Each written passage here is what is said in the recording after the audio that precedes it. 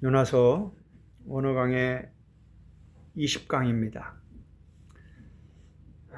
지금까지 약 5개월 동안 20주에 걸쳐서 구약의 소선지서 12권 중에 하나인 요나서를 살펴보았습니다.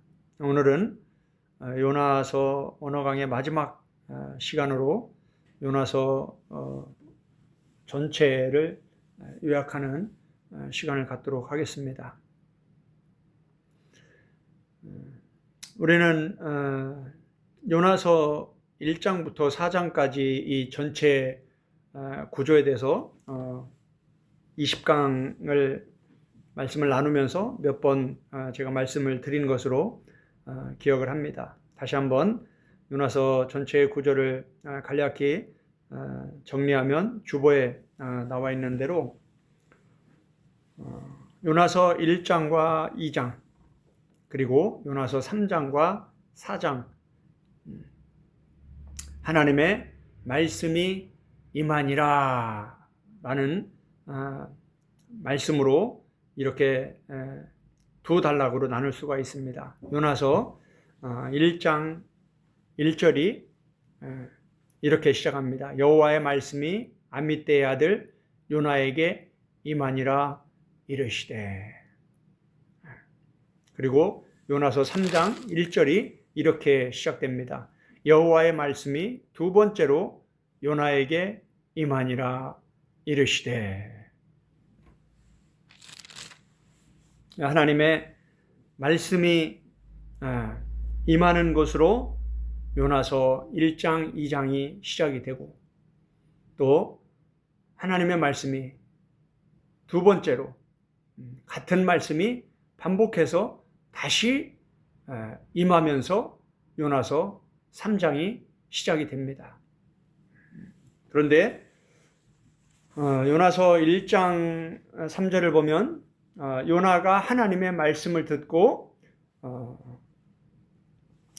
불순종하는 말씀으로 요나서 1장, 2장이 펼쳐지고 요나서 3장 3절에서는 요나가 하나님의 말씀을 다시 반복해서 하시는 말씀을 듣고 순종해서 하나님의 뜻을 이루어가는 내용으로 3장, 4장이 펼쳐지게 됩니다.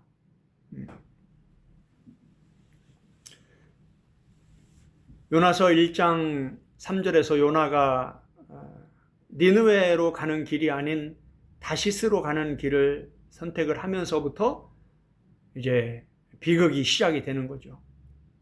그래서 요나와 함께 배를 탔던 사람들이 요나와 함께 아주 큰 위험을, 큰 풍랑을 만나서 목숨까지 빼앗길 정도로 아주 큰 어려움을 겪게 되죠. 그런 와중에 제비를 뽑아서 누구 때문인지 이 문제가 결국은 요나인 것을 찾아내고 그 요나를 바다에 던졌을 때 폭풍이 잠잠해지는 문제가 싹 해결되는 그런 내용이 기록이 되어 있고 그 바다에 던져진 요나는 이제 큰 물고기가 삼켜서 완전히 수올의 뱃속까지 깊은 물고기 뱃속까지 들어가서 거기서 요나가 이제 철저히 하나님 앞에 회개하는 기도, 하나님 나를 좀 살려주세요. 제가 잘못했습니다. 하나님의 말씀에 순종하지 않고 하나님이 말씀하신 니느웨로 가지 않고 내 뜻대로 내 고집대로 내 생각대로 다시스로 가서 가다가 이렇게 죽음 앞에까지 왔습니다. 수월의 뱃속까지 와 있습니다. 하나님이 아니면 이제 저는 곧 죽습니다. 저를 좀 살려주세요. 그렇게 간절히 기도하는 내용이 요나서 2장에 기록되어 있었죠. 그렇게 간절히 하나님께 기도하니까 요나가 하나님이 어떻게 하십니까? 그 물고기를 육지로 이끌어 오셔서 요나를 토해내게 하셔서 요나가 다시 살아나서 새 삶을 살게 해주셨습니다. 그렇게 하니까 이제 하나님이 또 3장에서 이제 말씀을 하셨고, 야 요나야 너 니느웨 가서 내 말을 전해라. 요나가 이제 순종을 해서 니느웨로 가서 하나님의 말씀을 전했죠. 그런데 참 놀랍게도 요나서 3장에서 니느웨 사람들이 어떻게 합니까? 요나의 말을 무시하고 외면하고 듣지 귀를 기울이지도 않는 게 아니라 왕부터 모든 고관들이 다 조서를 내려서 전 국가적으로 국민들뿐만 아니라 심지어 짐승들까지 금식을 선포하고 철저히 하나님 앞에 부르짖으며 기도하면서, 그리고 입으로만 그렇게 회개한 것이 아니라 그동안 자기들이 잘못한 그런 행동들, 악한 일들을 다 끊고 돌이켜서 하나님 앞에 온전한 회개로 바른 신앙으로 나아가는 이러한 놀라운 말씀이 요나서 3장에 기록되어 있죠. 이게 참 감사한 일이죠. 이렇게 많은 영혼들이 그 이방 나라 니느웨 전체가 이렇게 하나님께 이렇게 철저히 회개하고 돌아온다는 것은, 우리가 구약에 17권이나 되는 선지서를 공부를 하고 나면은요, 요나서 3장이 이게 엄청난 내용이구나 하는 걸 우리가 깨닫게 됩니다. 왜 그러냐면 예레미야, 이사야, 에스겔 한번 읽어보세요. 대선지서죠. 그 많은 내용이 그 대선지서 얼마나 책이 큽니까? 얼마나 분량이 많습니까?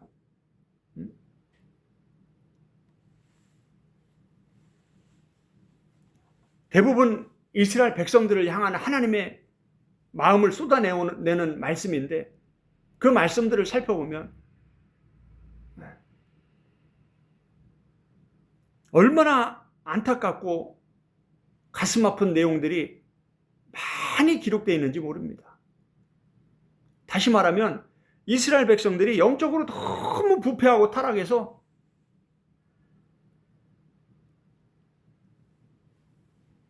하나님이 그 시대마다 정말 귀한 선지자 예레미야 같은 사람, 이사야 같은 분, 이 예레미야, 이사야 이런 분들은, 에스겔 이런 분들은 요나하고는 비교가 안 됩니다. 이런 분들은 정말 훌륭한 사역자들이에요. 선지자들이에요. 그분들을 통해서 하나님의 마음을 쏟아놓는 걸 보면 얼마나 하나님이 답답하고 힘든지, 얼마나 이스라엘 백성들이 말을 안 듣고 지금 보세요. 요나처럼 얼마나 고집스럽고 호세아서를 한번 읽어보세요. 호세아가 하나님의 마음을 대변하기 위해서, 하나님이 내가 네 남편이다, 하나님이 이스라엘 백성의 남편이 돼서 하나님의 신부, 이스라엘 백성, 교회, 믿는 자들, 신자들, 선택된 선민, 내가 너희 남편인데 너희가 나를 버리고 다른 남편에게 가 있다. 우상 숭배에 빠져 있다. 그러면서 그 시대에 하나님의 마음을 대변할 수 있도록 하나님이 호세아야 너 가서 고멜하고 결혼해라. 너 창녀 고멜하고 결혼해라. 호세아가 결혼하고 나니까 아내가 어떻게 됩니까? 바로 호세아를 버리고 다른 남자 품에 가 있는 거예요.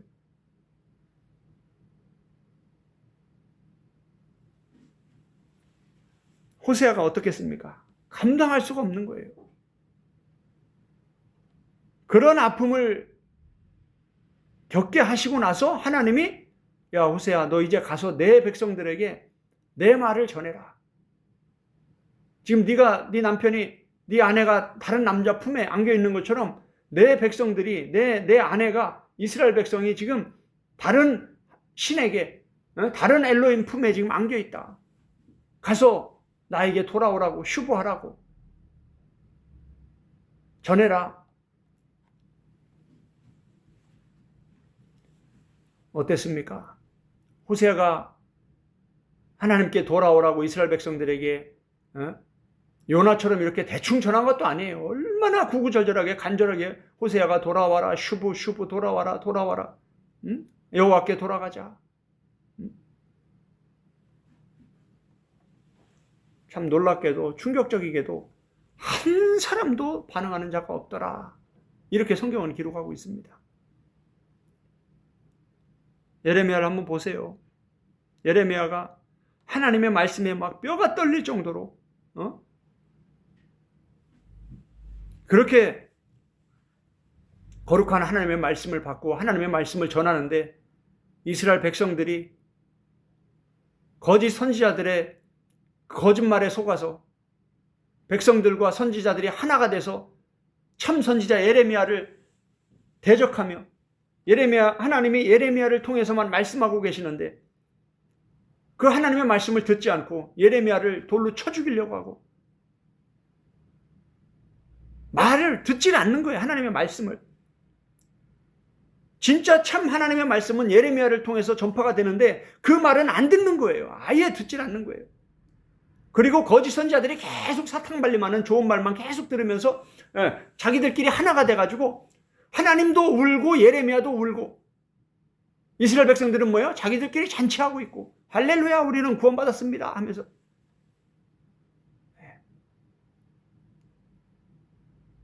이러한 내용들이 선지서에 계속 반복이 됩니다.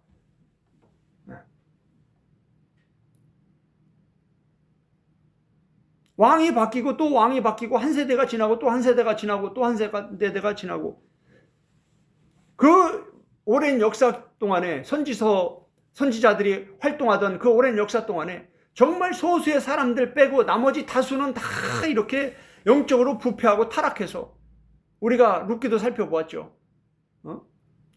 여호수아 시대 이후에 어떻게 됩니까?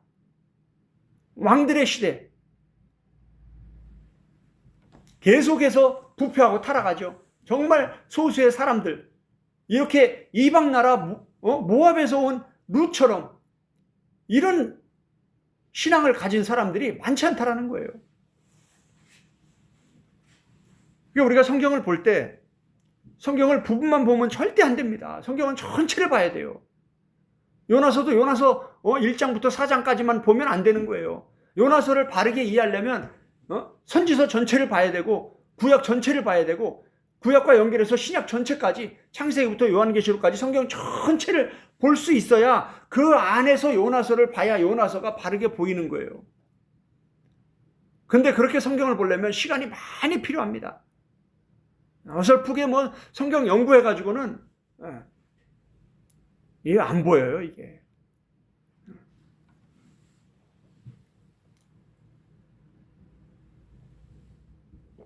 그런데 요나서 3장을 보니까 어떻습니까? 니느웨 사람들이 전 국민적으로 아주 철저히 회개를 선포하고 하나님께 간절히 부르짖어 기도하면서 하나님께 바싹 엎드립니다. 그리고 입으로만 하나님 잘못했습니다 이렇게 회개하는 것이 아니라 악한 길에서 돌이키는 참된 회개, 삶의 변화가 일어나는 그러한 회개, 참 회개의 내용이, 참 신앙의 내용이 요나서 3장에 기록되어 있습니다. 그런데 요나서 4장을 보면 어떻습니까?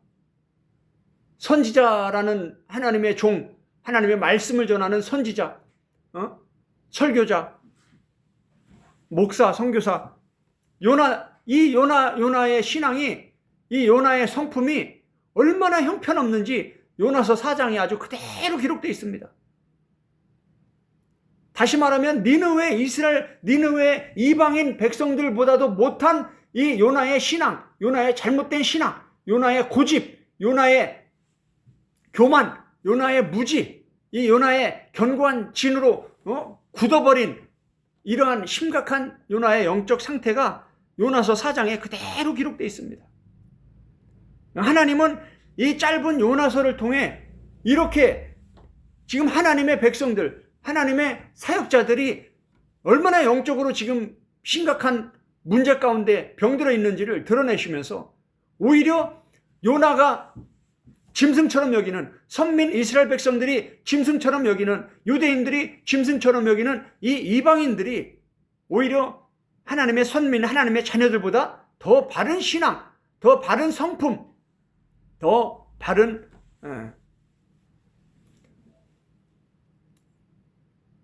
하나님을 대하는 자세를 가지고 있다는 것을 하나님은 이 짧은 책을 통해서 드러내고 계신다라는 걸 우리는 볼 수가 있습니다. 이렇게 요나서 전체는 1장과 2장, 3장과 4장 하나님의 말씀이 임하고 하나님의 사역자가, 하나님의 종이 불순종하니까 그 불순종 때문에 하나님의 징계와 채찍질이 임해서 큰 어려움을 겪는 내용이 1장, 2장에 기록되어 있고, 그렇게 죽음 앞에 가니까 바싹 엎드려서 살려달라고 하나님 앞에 회개했을 때 하나님이 다시 한번 기회를 줘서 요나를 용서하시고 다시 한번 또 하나님께서 말씀을 주셔서 요나를 니느웨로 보내셨는데, 요나가 순종해서 니느웨가 회개하고, 니느웨가 회개하는 것을 기뻐하고 감사하는 것이 아니라 오히려 성내며 하나님께 반항하고 대드는 이러한 요나를 하나님이 가르치시고 하나님의 뜻을 이루어 가시는 내용이 3장, 4장에 기록되어 있습니다. 요나서 전체가 이제 쏙 들어올 겁니다. 1장, 2장, 3장, 4장. 그죠? 요나서 전체의 핵심 메시지를 한 8가지 정도로 제가 한번 정리를 했습니다. 그 내용을 함께 살펴보겠습니다. 첫 번째는 하나님의 말씀이 인류 역사를 이끌어 간다. 요나서도 하나님의 말씀으로 시작을 하죠. 성경은 창세기 1장 1절에 태초에 하나님이 천지를 창조하시니라 라는 말씀으로 시작을 합니다. 하나님의 말씀은 선포이지 설득이 아닙니다. 하나님의 말씀은 진리예요. 진실이고 사실이고, 그 하나님의 말씀을 깨닫지 못하는 많은 사람들이, 많은 과학자들이 이 천지가, 이 세상이 어떻게 만들어졌냐, 우리 그리스도인들은 너무나 쉽게 이 답을 알고 있죠. 이 세상은 하나님이 창조하신 것이다. 할렐루야. 우리 그걸 믿습니다. 그리고 이 세상의 모든 이론과 모든 이 과학의 자료들을 모아보아도 하나님의 말씀이 진리고 정답이에요.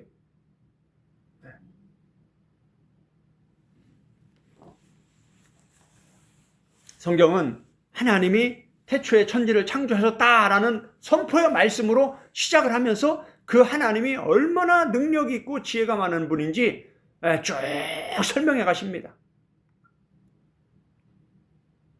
그리고 창세기 3장도 마찬가지죠. 요나서 1장처럼 하나님의 말씀을 처음 받은 첫사람 아담이 하나님의 말씀에 불순종하죠. 그러니까 어떻게 됩니까?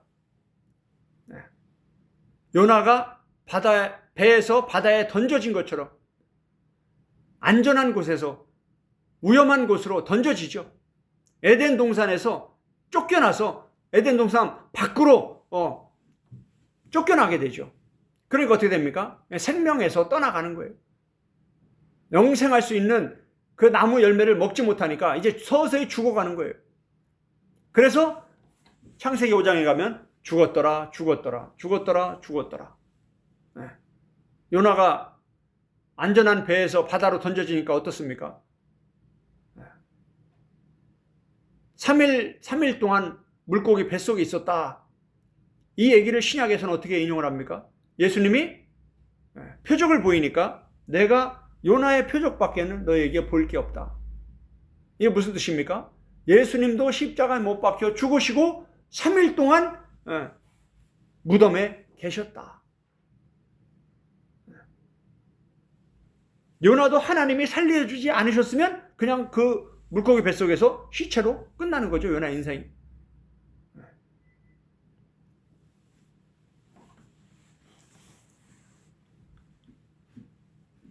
그리고 나서 이제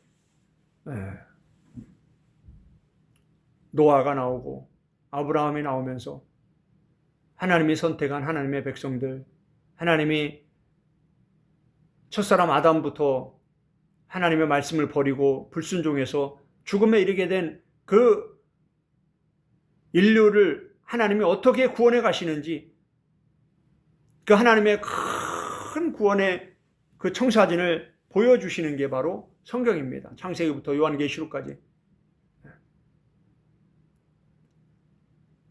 그러면서 하나님이 아브라함을 선택하시면서 너는 복이다. 너로 인해 모든 민족이 복을 받을 것이다. 이게 바로 요나서의 메시지와 같은 말씀입니다. 하나님이 니느웨에게 구원의 복을 주시는데 어떻게 주십니까? 요나를 통해서 주시는 거예요. 참 놀랍습니다.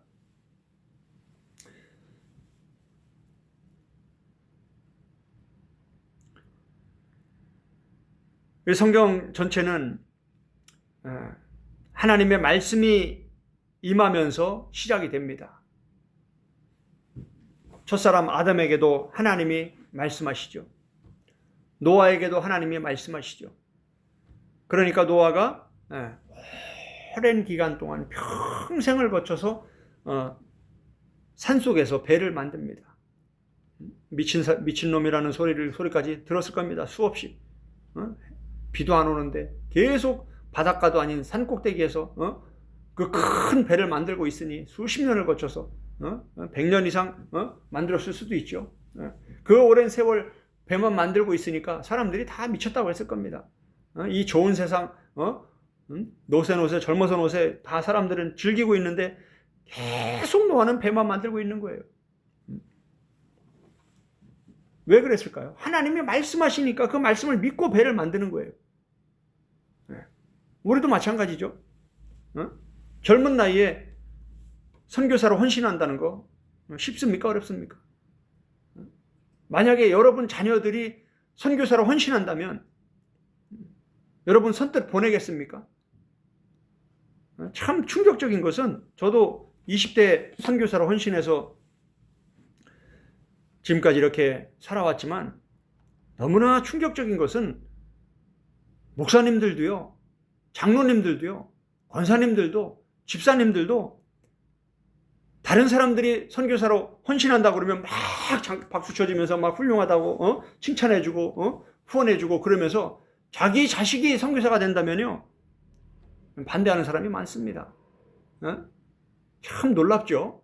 얼마나 이기적인지 모릅니다. 우리가 누군가는 선교사로 헌신해야 되는데 나는 싫은 거예요. 내 자식은 싫은 거예요. 그런데 누군가는 해야 되는 거예요. 이게 얼마나 이기적인 겁니까? 우리가 뭐 요나를 욕할 필요가 없어요. 요나의 모습이 바로 내 모습이다. 하나님은 지금 그걸 요나서를 통해서 우리에게 보여주시는 거예요. 많은 선교사들이 자기의 노후도 돌보지 않고 자기의 가족도 뒤로 하고 자기의 젊음도 아끼지 않고 헌신하는 이유가 뭡니까? 예수님의 지상 대명령 때문이죠. 너희는 모든 족속으로 가서 제자를 삼으라. 내가 너에게 분부한 모든 것을 가르쳐 지키게 하라. 아버지 아들과 성령의 이름으로 세례를 주라. 예수님이 마지막 유언의 말씀을 우리에게 말씀하셨기 때문에 그 말씀에 순종하는 거예요. 말씀 때문에 움직이는 거예요. 할렐루야. 말씀이 힘이기 때문에, 말씀이 기준이기 때문에, 말씀이 권세이기 때문에, 말씀이 이 세상의 역사를 이끌어가고 교회를 이끌어가고 우리 개인의 인생들을 이끌어가기 때문에 그 말씀에 순복해서 그 말씀에 올라타서 그 말씀의 배와 함께 예수님이 선장이 돼서 항해하는 그 배와 함께 흘러가는 게 그게 하나님과 동행하는 거고 하나님과 동역하는 거고 하나님 나라의 일을 하는 겁니다. 그런데 요나처럼 이렇게 뺀질뺀질하면서 계속해서 내 생각, 내 고집, 그걸 내려놓지 않고 끝까지 내가 죽기까지 할지라도 성내면서 내가 옳습니다. 참 충격적인 내용으로 요나서가 끝나죠. 요나가 순종한 것처럼 보이지만 실상은 순종한 게 아니에요. 다시 말하면 우리도 하나님의 사역에 헌신한다고 하지만 그 깊은 데로 들어가 보면 하나님이 네가 진짜 착하고 충성된 종이다 라고 인정할 그럴 만한 사역자, 그럴 만한 성도들이 많지 않을 거라는 거예요. 저도 마찬가지죠. 여러분도 마찬가지일 겁니다. 요나서 결론을 우리가 지으면서 이번 한 주일 동안은 특별히 요나만 손가락질하고 끝나면 안 된다라는 거예요. 이 요나를 통해서 내 모습을 봐야 되는 거예요. 저도 참 요나서를 강의를 하면서 계속해서 회개 기도가 되었습니다. 이게 요나의 모습이 바로 내 모습이구나.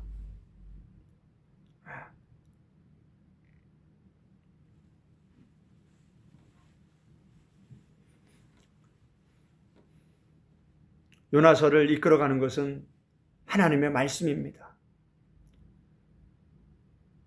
아담의 인생, 노아의 인생, 아브라함의 인생, 모세의 인생, 이스라엘 구원받은 이스라엘 백성들의 인생, 여호수아의 인생, 사무엘의 인생, 다윗의 인생, 솔로몬의 인생,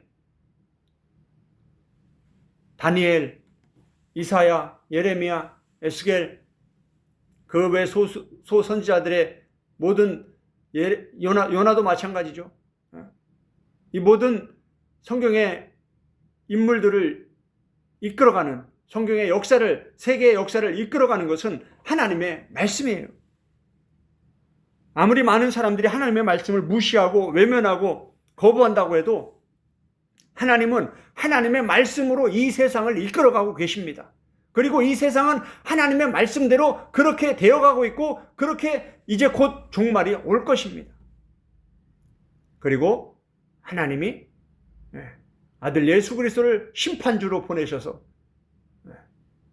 구약의 수많은 예언서들에 나와 있는 예언대로 신약의 예언서에 나와 있는 예언의 말씀대로 성경에 기록된 그 하나님 말씀 그대로 교회와 세상을 심판하고 믿는 자와 믿지 않는 자를 심판하고 이 세상은 없어질 것입니다.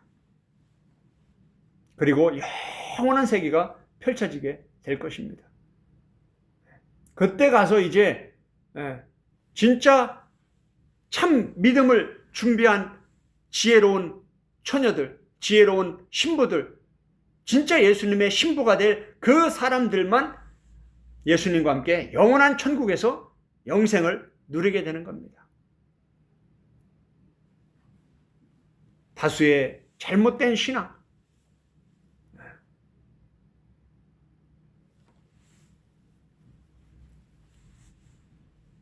슬피 울며 이를 갈게 될 것이라고 성경은 계속 반복해서 가르쳐주고 있습니다. 예수님의 사복음서를 보면 예수님은 계속해서 그것을 반복하면서 강조하고 계시는 거예요. 우리가 교회 안에 있다고 해서 우리가 사역자라고 해서 안전하다고 착각하면 안 됩니다. 우리의 신앙이 정말 예수님이 보실 때 착하고 충성된 종이라는 지혜로운 처녀라는 네가 참 잘 준비했구나. 네가 깨어 있었구나. 네가 준비하고 있었구나. 잘했다. 이렇게 칭찬받을 수 있는 주님의 재림을 준비하는 지혜로운 처녀가 되는 것이 성경을 주신, 하나님의 말씀을 주신 목적입니다. 성경은 단순히 윤리 도덕적인 얘기를 하기 위해서 기록한 것이 아니라, 우리에게 주신 게 아니라 예수 그리스도를 통해서 어떻게 우리가 구원에 이르는지를 가르쳐주는 구원의 책이고 생명의 책이고 영생의 책입니다. 죽고 사는 문제를 다루는 아주 중요한, 영원한 생명을 다루는 아주 귀한 책입니다. 하나님은 말씀하시는 분이다 라는 것을 수없이 말씀을 드렸습니다.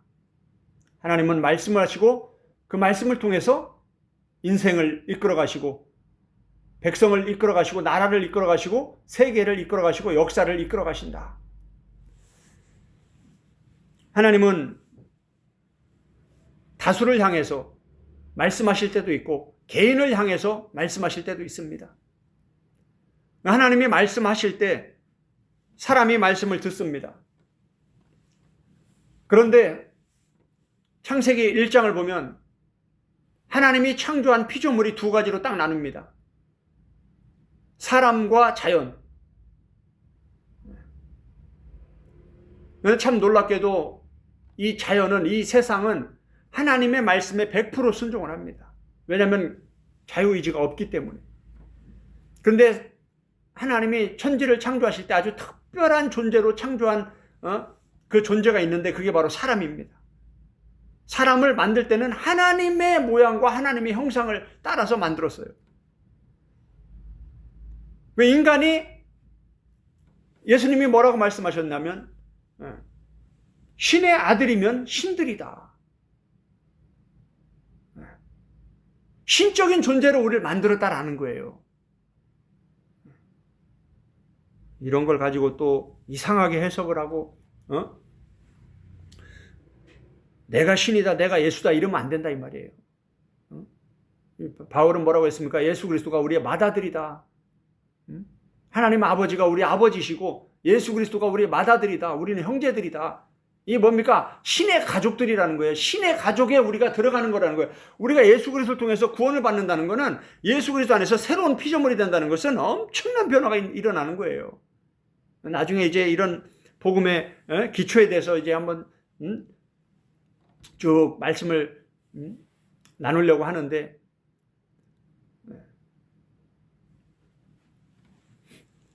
우리가 그러한 엄청난 존재가 되는 건데, 참 안타깝게도 이 아담이 하나님의 말씀을 불순종하면서 죽음이 시작이 됩니다. 에덴에서 쫓겨나면서 죽음이 시작되는 거예요. 생명나무와 분리되면서 죽음이 시작되는 거예요. 그래서 이 죽음, 이 생명과 분리된 아담과 아담의 후손들을, 이 인류를 어떻게 하나님이 구원하시는지를 가르쳐 주시는 책이 바로 창세기부터 요한계시록이에요. 첫사람 아담부터 하나님의 말씀을 불순종하는 내용으로 성경이 시작을 합니다.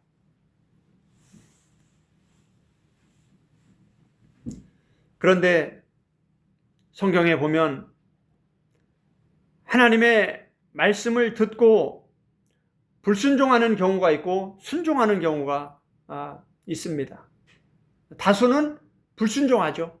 그런데 소수의 사람들이 참 신실하게 순종하면서 하나님의 기쁨이 되고 하나님과 함께 하나님의 놀라운 일들을 이뤄가는 이러한 신앙의 주인공들, 하나님 나라 사역에, 하나님 구원 사역에 쓰임받는 귀한 그릇들, 아주 주인공들, 이러한 신앙의 사람들을 보면 순종을 잘합니다. 하나님의 뜻을 잘 깨달아요. 하나님의 말씀을 듣고 막 고민하지 않습니다. 순종해요. 하나님이 배추를 거꾸로 심으라 그러면 고민하지 않아요. 그냥 거꾸로 심어요. 따지지 않아요. 하나님 왜 배추 뿌리가 밑으로 가 있는데 배추 뿌리를 하늘로 해서 거꾸로 심으면 이게 뭡니까 이게? 이건 뭐예요?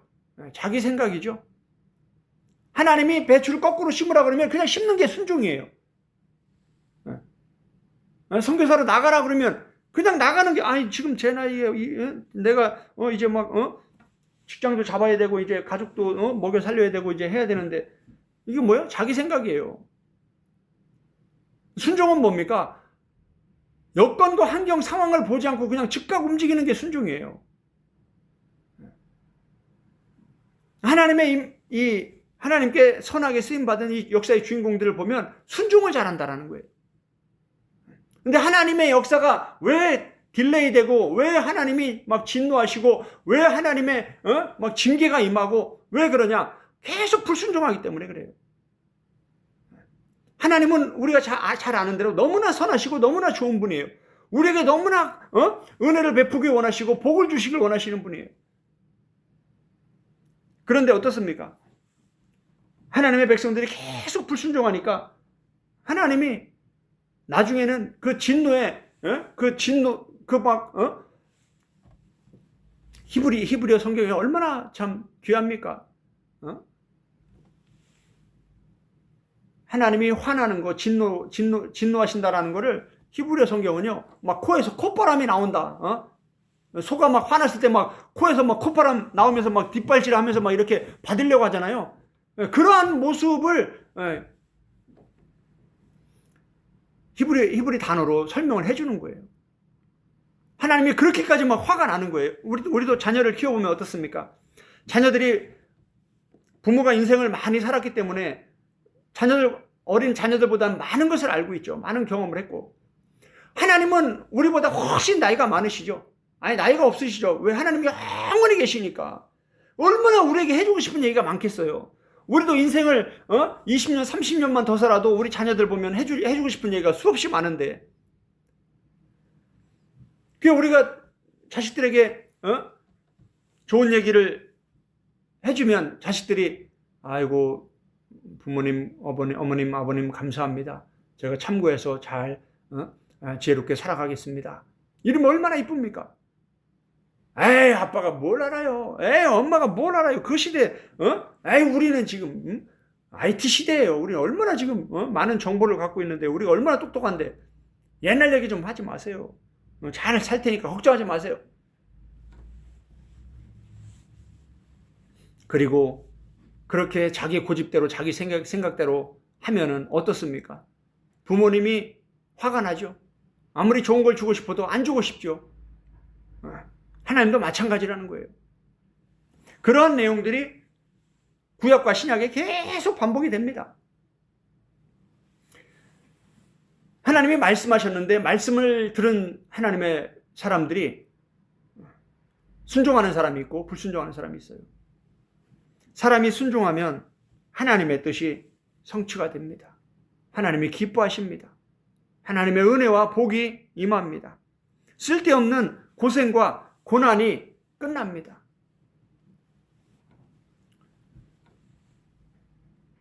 그런데 사람이 불순종하면 하나님의 뜻 성취가 지연이 되고 하나님의 징계와 채찍질이 계속 임하게 됩니다.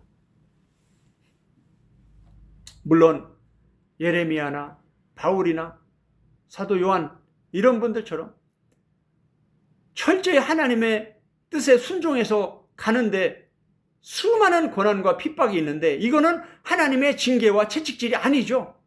이건 세상으로부터 오는, 사단으로부터 오는 하나님의 뜻을, 하나님의 나라 사역을 방해하기 위한 이 세상의 핍박이고 세상의 환난이라는 거예요.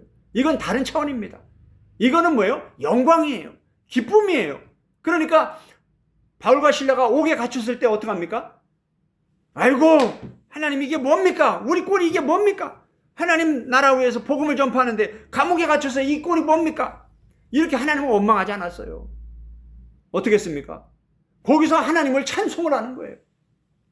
왜?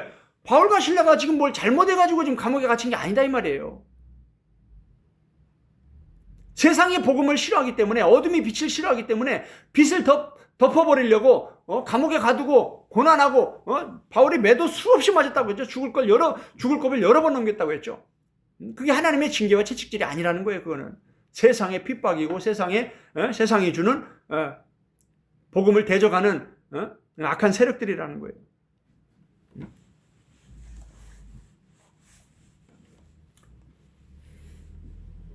그런데 지금 요나서 1장 2장에서 나오는 이러한 내용들은 세상이 주는 환난과 핍박이 아니죠. 이거는 하나님이 주시는 징계와 채찍질이라는 게 명확합니다. 그죠? 그 얘기를 말씀을 드리는 거예요. 하나님은 단독적으로 하나님이 직접 일하지 않으십니다. 하나님이 이스라엘 백성들을 구원할 때 누구를 보내시죠? 모세를 보내죠. 하나님이 직접 가서 애굽의 왕을 치고 애굽 군대들을 치고 이스라엘 백성들을 구원해내시면 되는데 하나님이 혼자 일하지 아니하시고 꼭 사람을 보내서 사람과 함께 일하신다라는 거예요. 살인자 모세를 하나님이 부르셔요. 광야에서 40년 동안 썩고 있던 그 모세를 불러서 나이 80에 사역자로 불러서 야 모세야 너 애굽에 가서 이스라엘 백성들을 좀 건져와라. 아유 하나님 무슨 말씀을 하십니까? 제가 누군데 제가 애굽에서 사고치고 살인하고 도망 나와가지고 지금 40년 동안 광야에 숨어 살고 있는데 어떻게 제가 애굽에 갑니까? 아니야 네가 가야 돼. 내가 증거를 줄게. 네가 가. 내가 너와 함께 할 거야. 그래서 하나님이 모세를 통해서 이스라엘 백성들을 구원해내시죠. 지금 니느웨 백성들을 구원하는데 하나님은 누굴 통해서 구원하십니까? 이렇게 고집세고 교만한 무지한 무식한 하나님께 반항하고 대드는 이 요나를 하나님 보내시잖아요. 하나님은 사람과 함께 일하십니다. 그럼 하나님이 어떤 사람이 함께 일할 때 좋으시겠어요? 순종하는 사람. 하나님의 뜻을 깨닫고 순종하는 사람. 내 생각으로 내 이성으로 잘 이해가 안 돼도 그냥 그대로 순종하는 사람. 말씀이 떨어지면 그 말씀에 아멘하고 순종하고 움직이는 사람. 이런 사람을 하나님 좋아하신다라는 거예요. 배추를 거꾸로 심으라는데 자꾸 막 그걸 가지고 따지고 막 자료를 배추를 왜 뿌리를 밑으로 가게 심어야 되는지 막 자료를 찾아다가 막 따지고 막 평생 그러다 끝나는 거예요. 그런 인생들은. 그래서 즉각 순종하면 끝나는 거예요. 예수님이 야 베드로야 깊은 데로 가서 바다에 그물을 던져라. 예수님 지금 뭔 얘기를 하십니까? 내가 이 갈릴리 바다에서 내가 뼈를 지금 물고기만 지금 몇십 년째 잡고 있는 전문가입니다. 지금 예수님 이제 나이 30이 돼가지고 뭘 아십니까? 이게 뭐예요? 여기에 불순종이라는 거예요. 베드로는 그러지 않았죠. 즉각 순종하여 그물을 던졌더니 어떻게 됐다? 많은 물고기를 잡았더라.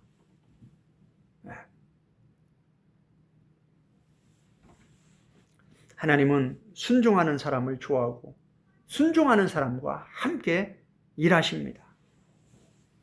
하나님의 뜻이 즉각적으로 빨리빨리 이루어지려면 순종을 잘해야 된다는 거예요. 참 순종이 어렵죠. 왜? 내 생각을 버려야 되고 내 상황을 내려놔야 되고 내 미래의 보장을 내려놔야 돼요. 그래야 순종할 수 있어요. 노후 준비하고 뭐 연금 준비하고 뭐 준비하고 어떻게 설교사로 헌신하고 어떻게 하나님 사역에 어떻게 개척을 하고 못하는 거죠. 안 하는 거죠. 그게 싫은 거예요. 그 고생길 고난의 길을 가는 게 예수님은 십자가의 길 고난의 길을 가셨지만 나는 쉽고 편하게 좋은 길 가고 싶은 거예요. 좋은 음식 먹고 좋은 환경 속에서 좋은 옷 입고 편하게 살고 싶은 거예요. 그러면서 좋은 교회 가서 할렐루야 하면서 찬양하고 예배드리고 그러면서 신앙생활 잘했다. 교회에서 조금 봉사하고 헌신하고 헌금 좀 하고 그러면 신앙생활 잘한다. 이렇게 착각을 하는 거죠.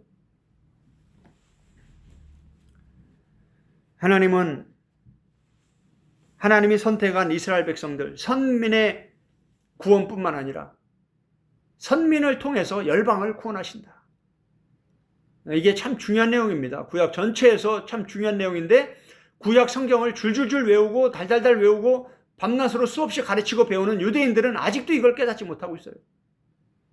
지금 이스라엘을 보세요. 지금까지 이 유대인들 이스라엘 자기들의 이익을, 자기들의 안전을 위해서 지금도 전쟁을 일으키고 있잖아요. 철저히 이기적입니다. 철저한 교만에 끝이 없어요. 근데 참 놀랍게도 이러한 유대인들의 교만이 깨지고 예수 그리스도의 복음으로 변화되는 사람들이 있다라는 거예요.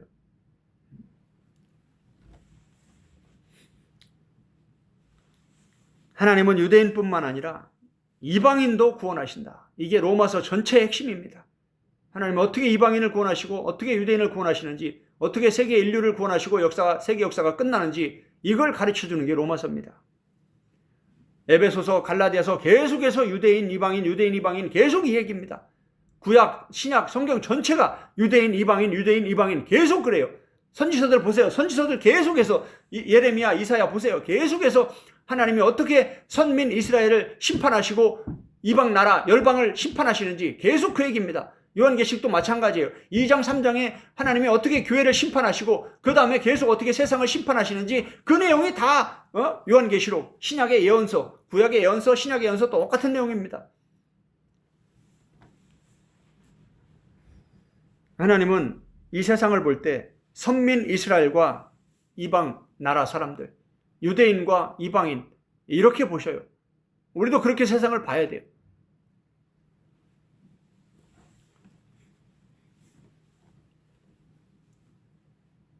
하나님의 소원은 무엇입니까? 디모데전서 2장 4절을 보면 이렇게 바울은 가르쳐주고 있습니다.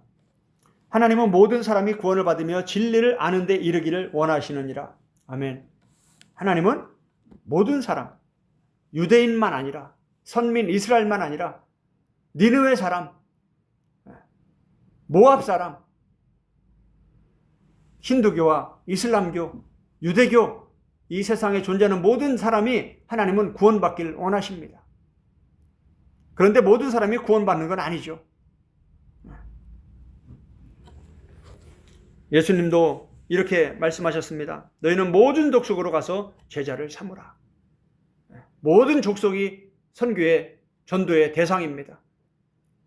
하나님도 창세기 12장 3절을 통해서 아브라함을 선택하신 목적이 너로 하여금 모든 민족이 복을 받을 것이다. 하나님이 선민 이스라엘, 이브리 사람, 히브리인 아브라함을 선택하신 이유가 뭐라고요? 너로 하여금 모든 민족이 복을 받을 것이다. 이런 너무나 중요한 말씀을 유대인들은 아직도 깨닫지 못하고 있습니다. 선민 우월주의에 빠져서 우리만 하나님의 자녀다. 우리나라만, 이스라엘만 하나님의 백성이다. 이 영적 교만에 빠져 있는 거예요. 열방을 구원하려고, 열방을 선교하려고 하지 않고 전쟁으로 그들을 무력화시키려고 자기들의 안전을 보장받기 위해서 얼마나 비성경적입니까?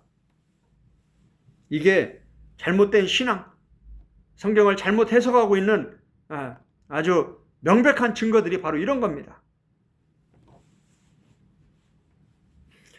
사도행전 1장 8절을 보면 성령이 임하시면 성령이 임하면 어떻게 됩니까? 성령이 임하면 출세하고 성공하는 게 아니라는 이 말이에요. 너희가 예루살렘과 온 유대와 사마리아 땅끝까지 이르러 내 증인이 되리라. 오직 성령이 임하면. 할렐루야. 성령님은 구약과 신약을 통해서 하나님과 예수 그리스도에 대해서 가르쳐 주시는 분입니다. 모든 것을 가르쳐 주시는 분이에요. 진리 가운데로 인도해 주시는 분이에요. 요한복음 14장 26절, 15장 26절, 26장 13절이 다 똑같은 얘기입니다. 예수님이 직접 성령님이 누군지 가르쳐 주신 거예요. 성령님은 하나님의 소원, 예수님의 유언, 예수님의 지상 대명령의 말씀처럼 성령이 임하면 예루살렘과 온 유대와 사마리아 땅끝까지 이르러 예수 그리스도의 증인이 되는 겁니다.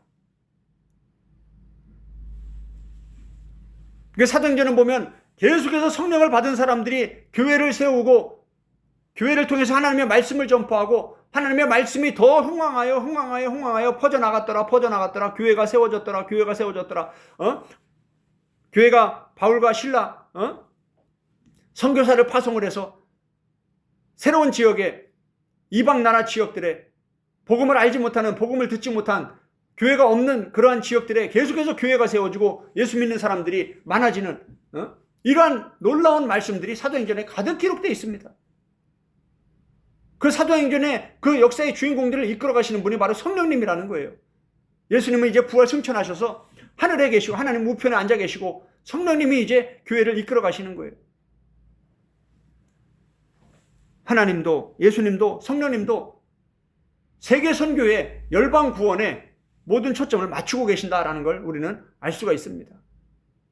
요나서 마지막 어떻게 끝납니까? 우리가 요나서 4장 11절을 읽지 않았습니까? 하물며 이 큰 니느웨에는 좌우를 분별하지 못하는 자가 12만 명이요 가축도 많이 있나니 내가 아끼지 아니하겠느냐? 이들이 구원받는 것이 잘못된 거냐? 요나야, 네가 화내는 것이 옳으냐? 내가 이들을 구원하는 것이 잘못된 거냐? 이렇게 요나서가 끝나지 않습니까? 어떻게 끝납니까? 요나는? 내가 요나서 11장 9절 내가 성내어 죽기까지 할지라도 옳으니이다. 자기가 옳다는 거예요. 하나님이 니느웨를 구원하면 안 된다라는 거예요. 하나님은 니느웨를 심판해야지 왜 이스라엘 백성만 구원하지 왜 니느웨를 구원하냐? 왜 니느웨에게 은혜를 베푸냐? 그게 싫다라는 거예요. 자기가 죽기까지라도 옳다라는 거예요. 요나가 옳습니까? 하나님이 옳습니까? 하나님이 옳으시죠. 요나가 잘못된 거죠.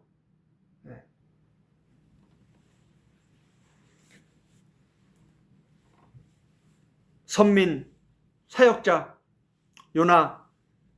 요나서는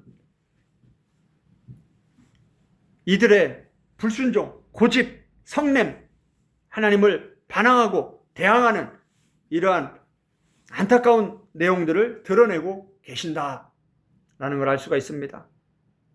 1장부터 선민 이스라엘, 사역자, 설교자, 선교사 요나의 불순종과 고집으로 가득하죠. 요나서 4장도 방금 제가 말씀드린 것처럼 이스라엘 백성, 선민, 이스라엘, 요나, 사역자, 설교자, 선교사 요나가 하나님이 니느웨를 심판하지 않고 은혜 베푸시고 구원하는 걸 보면서 성질이 나가지고 막 성내면서 아예 나를 죽여달라고, 그렇지 않으면 나를 살릴 거면 니느웨를 죽여달라고, 심판해달라고, 얼마나 어이가 없는 교만이고 고집이고 무지입니까? 이런 내용이 가득하다라는 거예요. 요나서에. 요나서 2장에 요나가 회개하는 모습이 나오지만 3장 4장 전체의 내용을 보면 이게 진짜 참된 회개가 아니라는 걸 깨닫게 되는 거예요. 우리는. 그 순간 그 어려움을, 죽음을 모면하기 위해서 살짝 엎드린 것처럼 했지만 내용 전체를 보니까 전혀 회개하지 않은 내용인 거예요. 오히려 3장에 이 니느웨 사람들이 철저히 회개하는 이러한 아름다운 내용이 3장에 기록되면서 하나님은 그걸 지금 드러내고 계시는 거예요. 그거와 정반대로 지금 선민, 이스라엘, 사역자, 선교사, 설교자, 요나의 지금 신앙이 얼마나 잘못됐는지를 지금 비교해서 드러내고 계시는 거예요.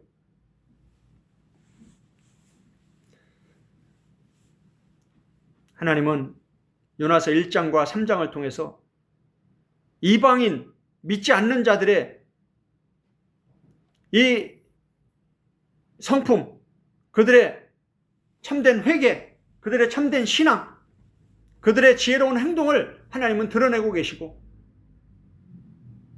반대로 선민 이스라엘, 사역자, 설교자, 선교사, 요나의 이 잘못된 신앙을 비교해서 지금 드러내고 계신다라는 거예요. 요나서 1장에 선장에 있던 이방인들 얼마나 참 사람들이 바른 인생관을 가지고 가치관을 가지고 살아가는 사람들이라는 걸 우리는 살펴보았습니다. 생명을 아끼고 존귀하게 여기고, 그죠? 그렇게 하나님의 불순종에서 모든 사람들이 피해를 입고 있는데도 그 요나를 바다에 던지는 걸 꺼려하고 어떻게 하면 배를 저어서 육지로 대서 이 요나를 바다에 안 던지려고, 그게 하나님 사랑 아닙니까? 전혀 요나와 반대되는 그러한 이 신앙의 성품을 가지고 있는 걸 우리는 하나님이 드러내고 계심을 우리는 깨달아야 된다는 거예요. 요나 3장도 니느웨 사람들이 철저히 금식을 선포하고 하나님께 부르짖으며 악한 길에서 떠나는 바른 회개, 이러한 내용들을 하나님이 그냥 기록해 놓으신 게 아니에요. 선민의 영적 부패와 타락, 잘못된 신앙, 잘못된 교리와 신학, 잘못된 전통 한번 굳어지면 참 어렵습니다. 그 신학 공부를 한번 잘못하면요, 절대 그게 잘 깨지지 않습니다. 신학교 잘못 가면 안간히만 못해요. 참 무서운 거예요, 그게. 그래서 사탄이 가장 활발하게 활동하는 것이 교회보다도 신학교입니다. 신학교에서 신학생들을 교리와 신학으로 콱 묶어버리면 그 견고한 진처럼 아주 굳어버리기 때문에 앵무새처럼 똑같이 그 얘기만 하는 거예요.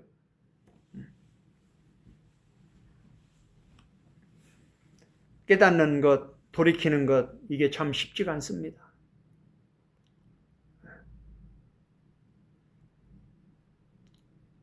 이슬람도 마찬가지지만 유대인들이 얼마나 성경을 사랑합니까?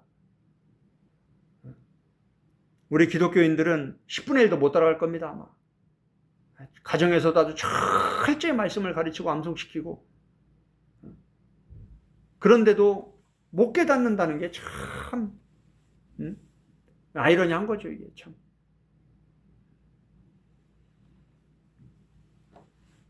저와 여러분도 다른 은혜도 중요하지만 깨닫는 은혜를 구하시길 바랍니다. 저도 수없이 기도하는 게 깨닫게 하는 거예요. 요한복음 14장 26절, 보혜사 곧 아버지께서 내 이름으로 보내신 성령, 그가 너에게 모든 것을 가르치고, 성령님이 가르쳐 주셔야 되는 거예요. 할렐루야. 우리가 성령을 거부하고 아무리 성경을 읽고 아무리 성경을 암송해도 못 깨달으면 우리는 아무것도 아닙니다. 성령님이 가르쳐주지 않으면 우리는 아무것도 아니에요. 아무리 성경을 백독 천독해도 우리의 이성과 우리의 인간의 지혜 영역에 머물 수밖에 없어요. 그걸 뚫고 넘어가서 저 깊이 감추어진 예수 그리스도의 복음의 비밀을 깨닫는 것은 쉽지가 않다라는 거예요.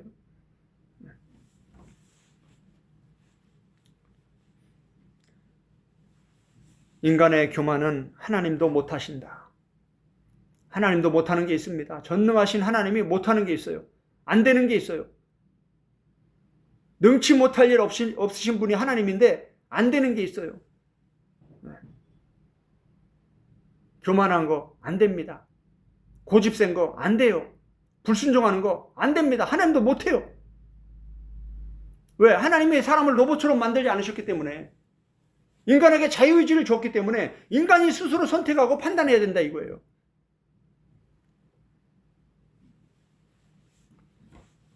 무지한 거, 이렇게 요나처럼, 어떻습니까? 지금 요나서 4장, 하나님이 요나를 변화시킬 수 있습니까? 없습니까? 요나가 변화되고 끝납니까? 변화 안 되고 끝납니까? 내가 성내어 죽기까지 할지라도 내가 옳습니다 하고 끝나잖아요. 하나님이 그렇게 박농쿨을 예배하고 벌레를 예배하고 뜨거운 동풍을 예배하고 이렇게 아주 좋은 거로 고난으로 다양하게 해봐도 됩니까? 안 됩니까? 너무 고집이 세고 너무 무식하고 자기만 옳다고 하니까 안 되는 거예요. 하나님도.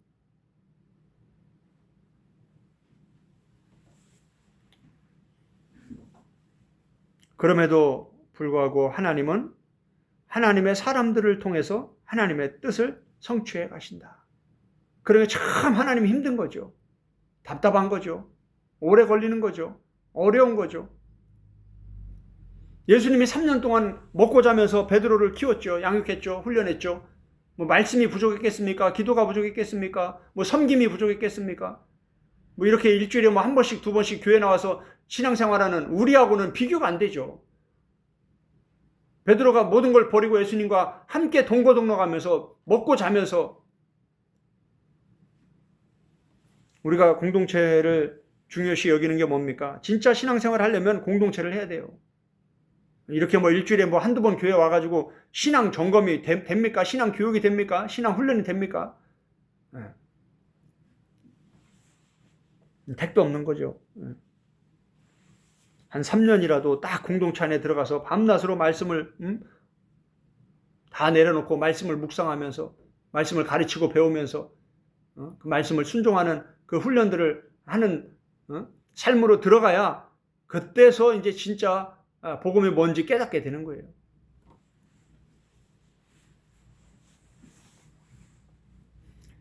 비록 시간이 더디더라도 각 시대마다 순종하는 영의 사람들을 통해서 하나님은 하나님의 나라를, 하나님의 뜻을 성취해 가십니다. 하나님과 동행하며 하나님 나라 사역에 쓰임받는 자는 순종하는 사람입니다. 똑똑하고 잘난 사람이 아니에요. 능력이 많은 사람이 아니에요. 돈이 많은 사람이 아니에요. 순종하는 사람이에요.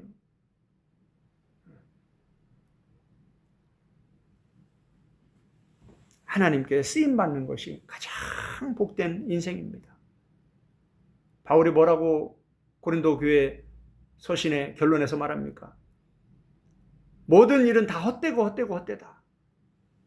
다 헛됩니다. 모든 게 다 헛됩니다. 지금 우리가 열심을 내고 있는 이 모든 것은 다 헛됩니다. 그런데 더욱 주의 일에 힘쓰는 자가 되라. 이건 헛되지 아니하니라. 아멘. 헛되지 않은 게 있습니다. 이 세상에. 뭐가 헛되지 않다고요? 주의 일에 힘쓰라. 하나님 나라의 일은 헛되지 않다 이 말이에요.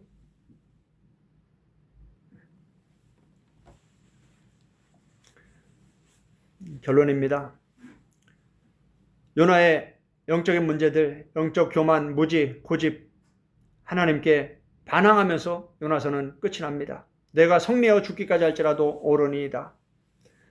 하나님의 열심, 하나님은 요나를 가르치면서 요나를 통해 니느웨를 구원하시고 요나서가 끝이 납니다. 이렇게 교만하고 무지한 요나를 가르치기 위해서 하나님 몸부림치십니다. 끝까지 변화되지 않고 회개하지 않지만 그래도 하나님은 포기하지 않고 이 교만한 무지한 고집센 요나를 통해서 니느웨를 구원하시는 하나님의 열방구원 세계 선교를 이루어 가시는 놀라운 말씀이 기록되어 있습니다. 요나의 모습, 요나의 문제들, 이것은 단지 요나만의 문제가 아니라 이 말씀을 통해서 하나님은 내 모습을 보여주고 싶고 내 문제를 깨닫게 해주고 싶으신 겁니다.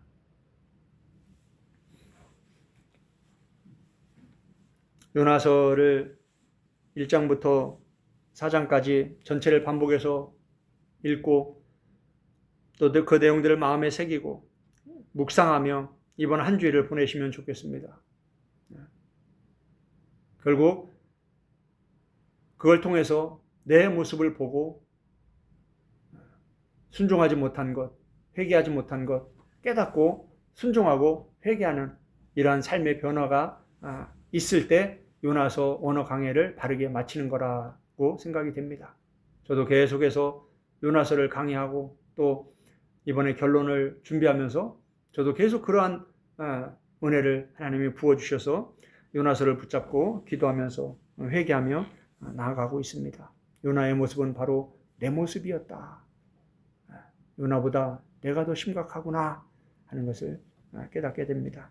오늘 시간에 결론의 말씀을 붙잡고 함께 기도하는 시간